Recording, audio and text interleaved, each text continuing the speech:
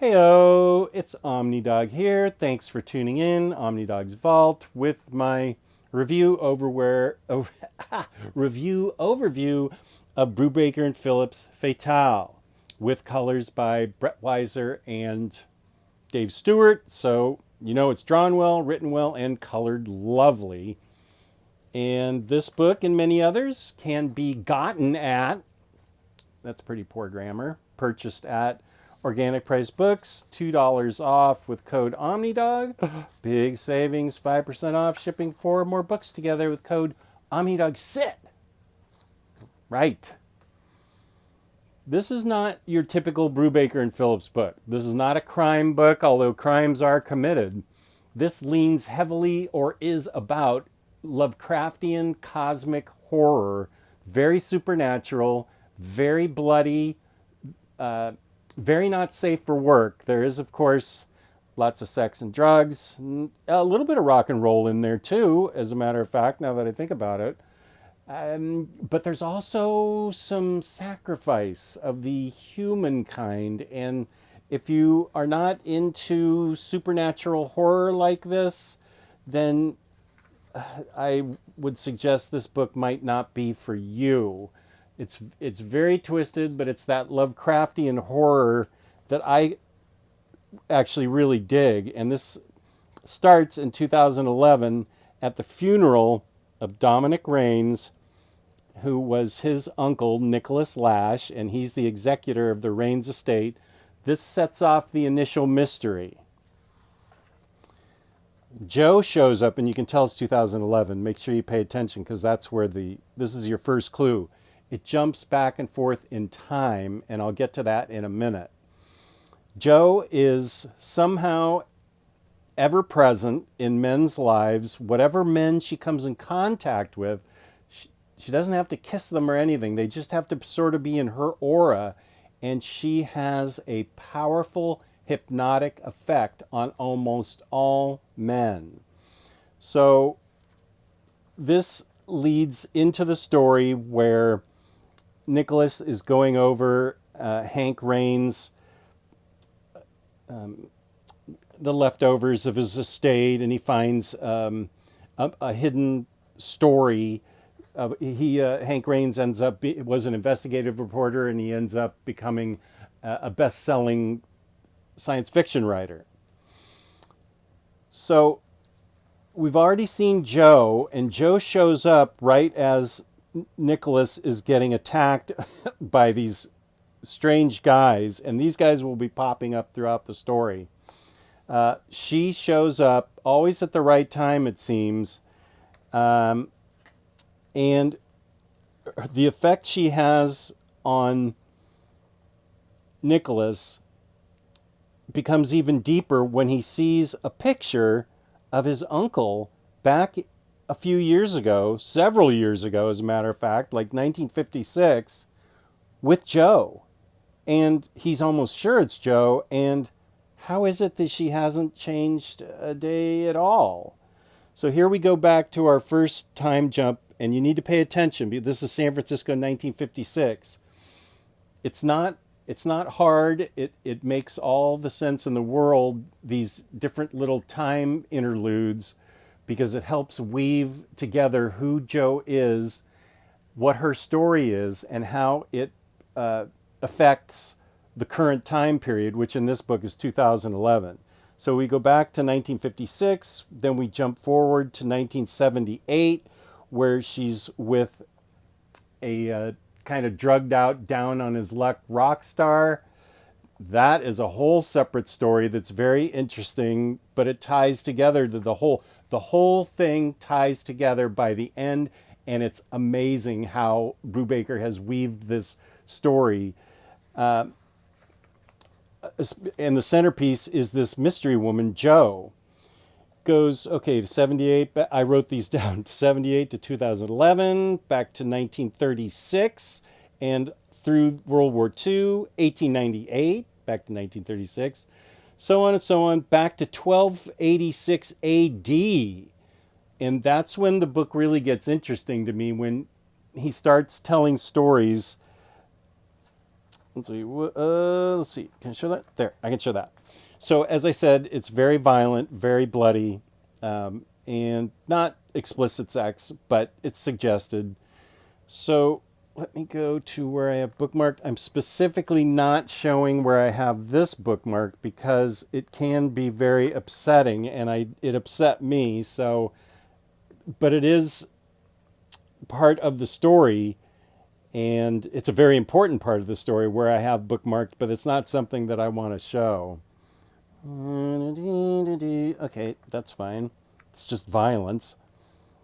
Okay, so we'll skip that, and then we get to the part where I was talking about 1978 with the down on his luck, heroin addicted rock star. It may seem random, but trust me, all these pieces that Brubaker's putting into place all come together at the end, and you start to see what's happening. The main mystery is Jo. How is it that she's ever present, young, and has this hypnotic effect on men? Then another time skip. This is where this is still part of. Yeah, this is still part of the rock star's story, and it's of course very cool. Then we get into a series of sort of short stories which show characters that have been in Jo's past and how they affect her in current day. And they are all, she pretty much does the bidding. I'm sorry, men do her bidding when she's around. And as I said, she doesn't mean to be evil, but she's trying to escape this cult, and the cult needs her to bring their cosmic horror god to Earth, and so she's always on the run. Innocent men do get hurt by her. She doesn't mean for it to happen. It still happens. And so nobody's without sin in this book. Everybody means well, but they don't always do well. So these are very interesting side stories. Here is the one that takes place back in 12 AD, and I found it to be very, very interesting and very cool concept of a woman who is sacrificed, supposedly sacrificed to burn at the stake, and yet she cannot be killed. This is a theme, that goes throughout the book.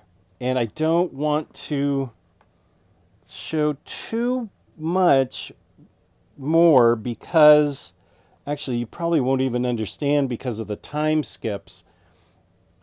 But there's always all kinds of pain being dealt by that cult and causing her in her tragic escape to hurt others. And it's always men who do their bidding. And here we can see the cosmic horror as depicted in World War II. There is a guy in her past that can see the world as she sees it. There aren't many, but he sees it as she sees it, and you'll see in the book how they tie together. So I genuinely loved this book. It's very twisted. It's very macabre, but if you're into cosmic horror of the Lovecraftian type, then I think this book is for you. Because Omnidog seems to be twisted himself. I seem to be incriminating myself as a twisted weirdo. I think everybody knows that. So take a chance and read Fatale. It's been hard to find. It was in 2 oversized hardcovers and has been hard to find ever since they came out. They both sold out pretty quickly. Here's your chance. And let's take a look at the binding. I read this, went through it, bookmarked stuff. Now, I didn't pound down on it, but I didn't find any problem with it. There weren't creases in the spine. I went through it. Now, as I said, I didn't crank it open, but I opened it so I could read it, right here, just so to see there's no gutter loss. I've got it out like this. The binding seems fine to me. And it's not too bad I'm not really picking up, there's a little bit of a crease there, but I think that it's not like you're going to be reviewing it or reading it over and over like I did. I think with careful reading, this can be fine, and I think the binding's going to be fine. Now, of course, I can't give you any guarantees, but my copy, which Organic Price Books sent me to review, full disclosure, is fine. And since I have the hardcovers, I'll be giving this away at some point in the future. But yeah, I think that Image puts out a quality product for these compendiums. I would not hesitate to buy this because the hardcovers, as I said, are out of print, and this is a whale of a cosmic horror tale. So peace and love, peace and love. Thank you for tuning in. Please hit the like button, hit the bell for notifications once you're subscribed. Leave me a comment if you wish. Peace and love, peace and love. Thank you so much for tuning in. I really appreciate all of you, all your views. This is one of the most fun things I can do in life, and I appreciate your helping me do it. Peace and love.